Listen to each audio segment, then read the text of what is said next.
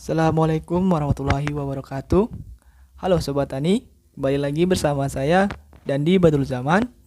Pada kesempatan kali ini, saya akan menjelaskan tentang cara-cara apa saja ataupun standar operasional dalam pengolahan lahan pertanian hortikultura. Tahap awal dari pengolahan lahan hortikultura itu ialah proses pembajakan dasar atau awal. Jadi tanah yang sering digunakan maupun jarang digunakan kita lakukan pembajakan. Gunanya apa? Untuk membalikan gulma serta menggemburkan lahan. Kemudian tahap ini biasanya sekitar 2 minggu. Kemudian lanjut pencacahan agar tanah-tanah yang telah dibajak tadi lebih kecil ukurannya. Setelah itu setelah kecil kita buat bedengan tergantung ukurannya yang diinginkan. Kemudian kita beri setelah dibuat bedengan, kita bisa membuat atau memberikan aplikasi pupuk dasar. Bisa berupa kotoran hewan, kompos maupun yang lainnya. Bisa juga ditambahkan kapur juga jika memang pH tanahnya kurang terlalu rendah. Kemudian setelah memberikan pupuk dasar, kita bisa memberikan ataupun melaju kepada tahap selanjutnya, yakni pemberian pestisida ke dalam tanah. Pemberian pestisida ke dalam tanah ini fungsinya untuk mensterilisasi tanah dari patogen-patogen, baik itu bakteri maupun fungi. Untuk pengaplikasiannya dibedakan. Jadi misalkan sebelumnya itu kita aplikasikan bakterisida dulu, setelah itu 3 hari kemudian baru fungisida. Setelah pengaplikasian fungisida dibiarkan yang beberapa lama, kemudian lakukan perendaman. Fungsinya untuk melembabkan lagi tanahnya. Kemudian setelah direndam tanah tersebut, kita masukkan bakteri dekomposer.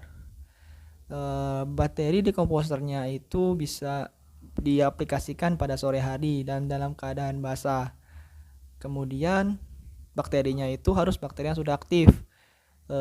Cara mengaktifkannya itu bisa menggunakan ditambahkan gula aren dulu sehari sebelum pengaplikasian. Kemudian setelah 3 hari dari pengaplikasi tadi, kita bisa memberikan aplikasi trichoderma ke dalam lahan yang ingin kita tanami hortikultura tadi. Nah, untuk apa? Trichoderma untuk menahan laju patogen, kemudian mycorrhiza untuk membantu penyerapan.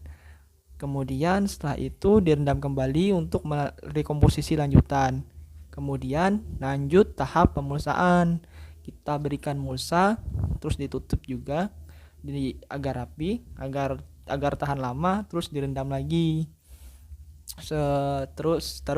Kalau ingin menanam, maka kita harus merendam dulu tanahnya itu sehari sebelum penanaman agar tanahnya itu basah. Kemudian tetap dilakukan perawatan, pemupukan dan penjagaan pH pada tanah lahan budidaya pertanian hortikultura tersebut. Kemudian untuk video satunya, yakni kesalahan dalam penggunaan pupuk kotoran hewan. Penggunaannya sering salah karena pupuk kotoran hewannya itu belum matang dan masih panas, belum dingin. Artinya belum selesai proses fermentasinya. Kemudian fermentasi tersebut bisa digunakan juga dari bakteri PGPR maupun trichoderma. Kemudian kohe, kenapa kohe yang belum matang itu berbahaya? Karena dapat membawa patogen-patogen, serta untuk kohe yang dari hewan yang memakan rumput-rumputan bisa kemungkinan masih terdapat benih gulma di dalamnya karena tidak tercerna dengan sempurna.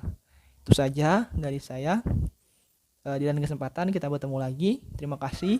Wabillahi taufiq hidayah. Wassalamualaikum warahmatullahi wabarakatuh. Pertanian Jaya.